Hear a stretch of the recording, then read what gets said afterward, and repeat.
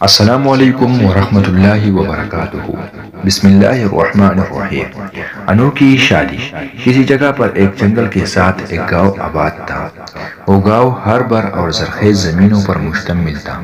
ایک دفعہ اس گاؤں میں ایک عجیب و غریب مسئلہ پیدا ہو گیا تھا کہ جب اس گاؤں میں کسی بھی دلہا دلہن کی شادی ہوتی، سہاگرات کے بعد جب دلہے کے کمرے میں اس کے گھر والے جاتے تو راج کے بستر پر جسم کاٹا ہوا اعضاء کے ٹکڑے ملتے اور اس کے گھر والے سر پیٹتے رہ جاتے، لیکن ان کی لاشوں کی کہیں بھی پتہ نہ چلتا۔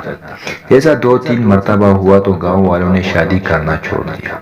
اب نوجوان اور حسین و جمیل لڑکی اپنے ماں باپ کے گھروں میں بیٹھ گئی، اور اس ڈر کی وجہ سے اس گاؤں میں لوگ شادی نہیں کرتے تھے۔ اس گاؤں کا عقل مند اور نوجوان لوگوں نے بہت کوشش لگائی، لیکن کوئی بھی بات سامنے نہ آئی۔ اس گاؤں کے کسان کا بیٹا شہر میں پڑھنے گیا ہوا تھا۔ چند سال بعد جب وہ نوجوان واپس لوٹا تو اس کے باپ نے اس کو سارا صورتحال سے آگاہ کیا۔ میاں سے کروا نوجوان لڑکا بڑا حیران اور پریشان ہوا۔ آخر ایسا کیا وجہ کہ ہمارے گاؤں میں ایسا مسئلہ پیش آ گیا ہے اور اس کا بھی پتہ نہیں چلتا؟ وہ سوچ میں پڑ گیا۔ اس مسئلے کا کوئی نہ کوئی حل تو ضرور نکالنا پڑے گا، کیونکہ شادی کو روک دینا ایک اس مسئلے کا حل نہیں ہوتا۔ اس کے بعد اس نے باپ کو کہا کہ وہ گاؤں کے تمام بزرگوں کو ایک جگہ اکٹھے کرواؤ، ہم تمام مل بیٹھ کر اس مسئلے کا حل نکالتے ہیں۔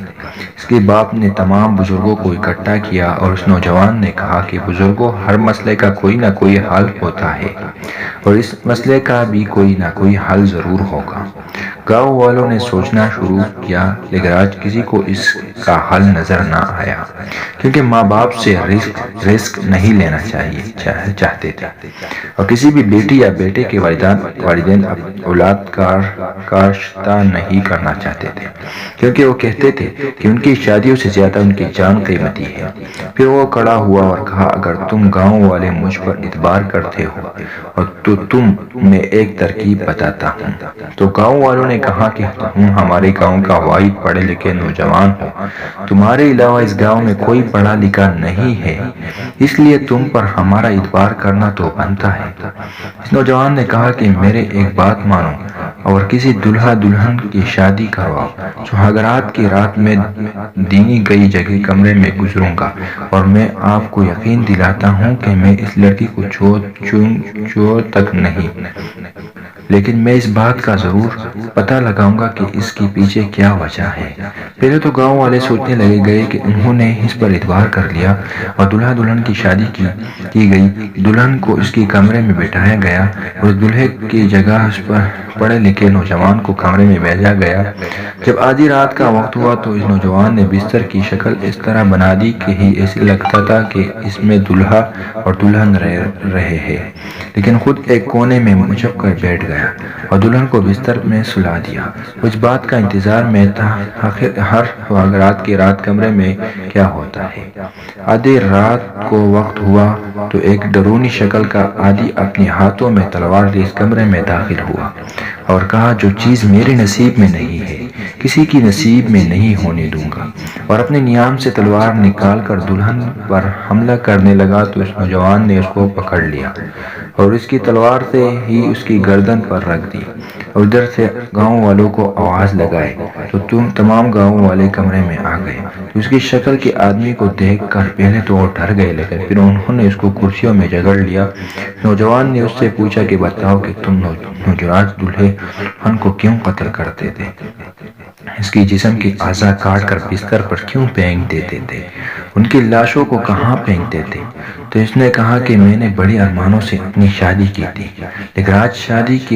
لیکن آج شادی کی رات کو ڈاکو نے میری بیوی کو اٹھا کر اٹھا کر لے گئے۔ میں نے اس دن سے ٹھان لیا اور اس دن کے بعد میں نے ٹھان لیا تھا کہ میں بھی کسی کو شادی نہیں کرانے دوں گا، اور جو ایسی غلطی کریں گے اس کو میں انجام تک پہنچاؤں گا۔ تو اس نوجوان نے کہا کہ تمہارے ساتھ ناانصافی ہوئی تھی تو تم گاؤں کے سرپنچ کے پاس آتے یا تانی کی عدالت میں جاتے، تمہیں ضرور انصاف مل جاتا، لیکن ان معصوم اور بے گناہ لوگوں کو قتل کرنے کا کیا فائدہ؟ اس کے بعد اس نوجوان نے اس کو پانی کی عدالت میں پیش کر دیا اور تانی نے اس کو سنسار کرنے کا حکم دیا، اور اس طرح اس نوجوان کی عقل مندی اور بہادری سے گاؤں والے اتنی بڑی مصیبت سے نکل گئے۔ اگر ہماری ویڈیو آپ کو پسند آئی ہو تو ویڈیو کو لائک کریں، چینل کو سبسکرائب کریں اور کمنٹ میں اپنے قیمتی رائے سے ضرور آگاہ کریں۔ نیکسٹ ویڈیو تک، تب تک کے لیے خدا حافظ۔